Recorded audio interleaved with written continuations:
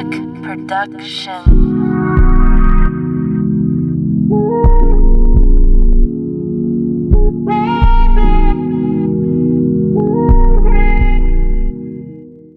सुशीला सीतापुर गांव में अपने बेटे अंकित के साथ रहती थी। सुशीला के पति का देहांत हो चुका था। सुशीला एक दाई का काम करती थी। गांव में गरीब घरों की बहू बेटियां जो डिलीवरी के लिए हॉस्पिटल नहीं जा पाते थे, उनके घर में ही सुशीला की मदद से बच्चे की डिलीवरी हो जाती थी। सुशीला बहुत ही समझदार दाई थी।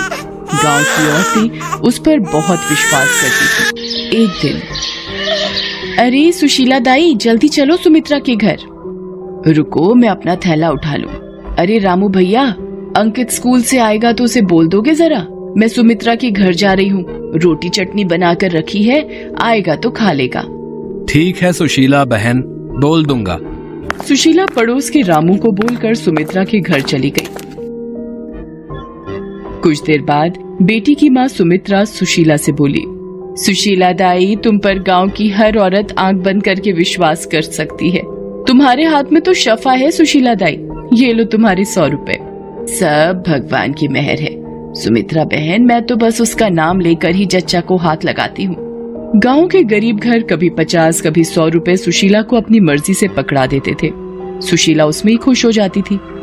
उसने कभी भी अपनी गरीबी को अपनी कमजोरी नहीं समझा। अरे अंकित बेटा, तू आ गया स्कूल से? चटनी रोटी खा ली थी बेटा? हाँ माँ, मैंने खा लिया। माँ ये लो पानी पी लो, आप भी तो काम से थक कर आई हो। मैंने आपके लिए एक रोटी बचा दी, मुझे एक रोटी की ही भूख थी।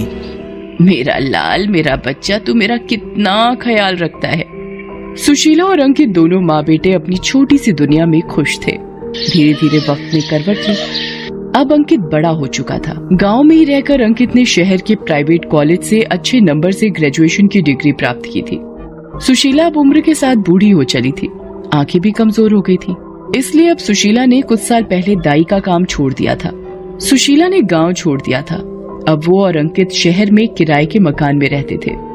अंकित बेटा, ये ले, तेरे लिए भिंडी की सब्जी और रोटी बना दी है, ये तेरा खाने का डिब्बा। माँ, तुम मेरा कितना ख्याल रखती हो, अपनी सेहत का भी ध्यान रखा करो।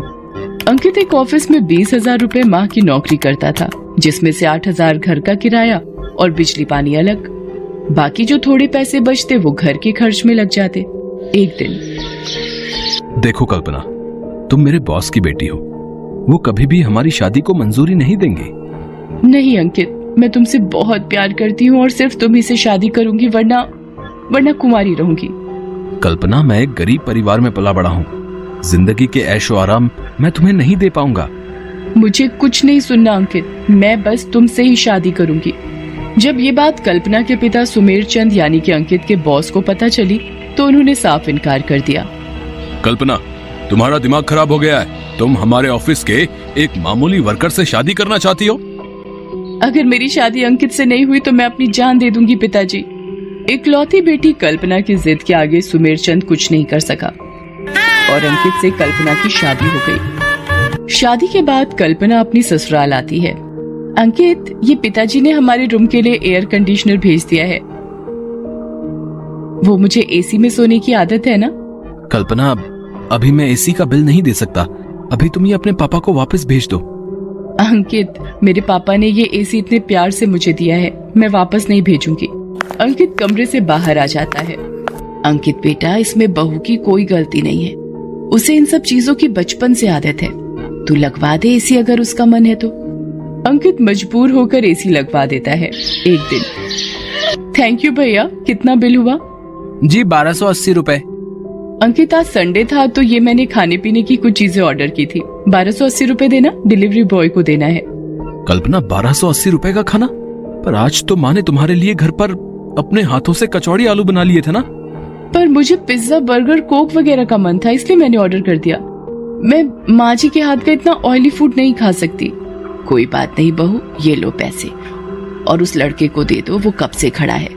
अंकित बेटा, कोई बात नहीं, अब मंगा लिया तो गुस्सा मत हो बहू पर। कल्पना सारा दिन एसी चलाकर बैठती थी और आए दिन अंकित के पैसे खर्च करवाती रहती थी। एक दिन, क्या 10,000 रुपए? इतना बिजली का बिल? कल्पना, मैंने तुम्हें बोला था ना, सारा दिन एसी मत चलाकर बैठना। अब मैं कहाँ से बिल भरूंगा?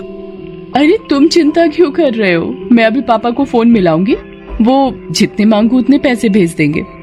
खबरदार अगर उन्हें एक भी फोन किया, मैंने तुम्हें पहले ही कहा था मैं तुम्हारी फरमाइशें पूरी नहीं कर पाऊंगा। अंकित, ये क्या तरीका है बहू से बात करने का? कल्पना बेटा, हमारा सुमेर चंद जी से यूं पैसे मांगना अच्छी बात नहीं। अब तुम हमारी जिम्मेदारी हो। कल्पना गुस्से में अपने कमरे में चली जाती है।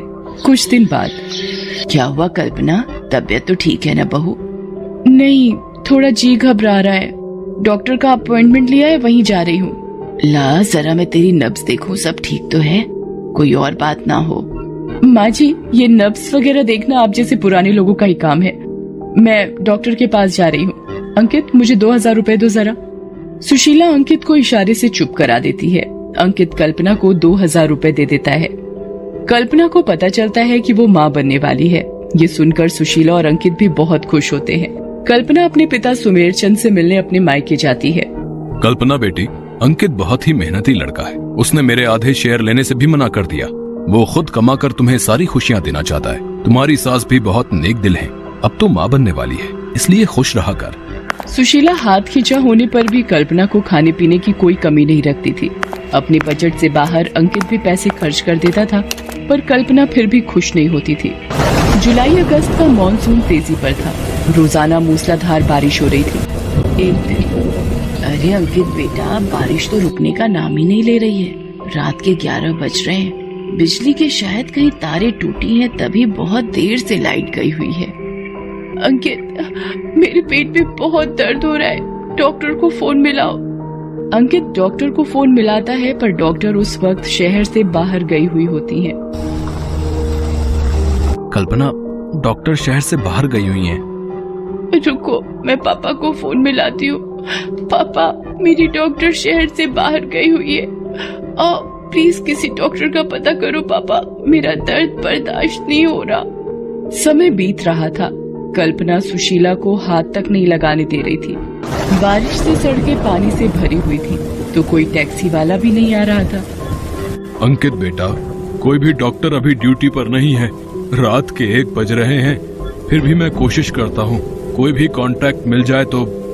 कल्पना बेटा, मुझे सिर्फ एक बार देखने दे। नहीं, मैं ऐसे हाथ नहीं लगाने दूंगी। कल्पना, मेरी माँ गांव में एक दाई रह चुकी हैं। तुम शायद नहीं जानती हो, गांव में कितने बच्चों को पहली किलकारी माँ की वजह से सकुशल सुनाई देती थी। माँ को अपने पास आने दो। बड़ी मुश्किल से कल्पना सुशीला पर विश्वास करती है। सुशीला को पता था कि और देर डिलीवरी को रोका नहीं जा सकता, इसलिए वो अंकित को बाहर भेजकर कल्पना की डिलीवरी करती है। सुशीला के हाथ कांप रहे थे, क्योंकि बरसों बाद उसने ऐसा किया था। पर कहते हैं ना, व्यक्ति अपना हुनर कभी नहीं भूलता। कल्पना के सकुशल बेटा पैदा होता है। सुशीला खुशी से रोने लगती है। कल्पना, देख तेरा बेटा कितना सुंदर है। माँ जी बधाई हो, आप दादी बन गई। अंकित भी बेटी को देख खुशी से फूला नहीं समाता। तभी सुमेर चंद डॉक्टर को लेकर आ जाता है। पापा, आप नाना बन गए। सुशीला आंटी, आपने मुझे पहचाना? मैं वो कांता देवी की बड़ी बेटी मुस्कान। आपने ही मेरे भाई के वक्त माँ की डिलीवरी की थी जब हम गांव में थे। हाँ बेटी, मुझे याद है। उनका बच्चा पेट में उल्टा हो गया था। अब कैसा है तुम्हारा छोटा भाई? अब तो वो इंजीनियर बन गया है। ये आपकी बहू है, बधाई हो आप सबको। सुशीला आंटी, जब डिलीवरी के वक्त हो तो समझ जाइए आप बिल्कुल सही हाथों में हो। ये सब सुनकर कल्पना शर्मिंदा हो गई। माँ जी, मुझे माफ कर दीजिए, मैंने आप पर विश्वास नहीं किया। उस दिन सच में कल्पना को समझ आ गया था कि हमें हर परिस्थिति में खुश रहना आना चाहिए, और व्यक्ति अपनी सोच से बड़ा बनता है, न कि दिखावे से। गरीब सास अमीर बहू का फर्क अब कल्पना के दिल और दिमाग से हट चुका था, और अब वो अपनी ससुराल में खुशी खुशी रहने लगी।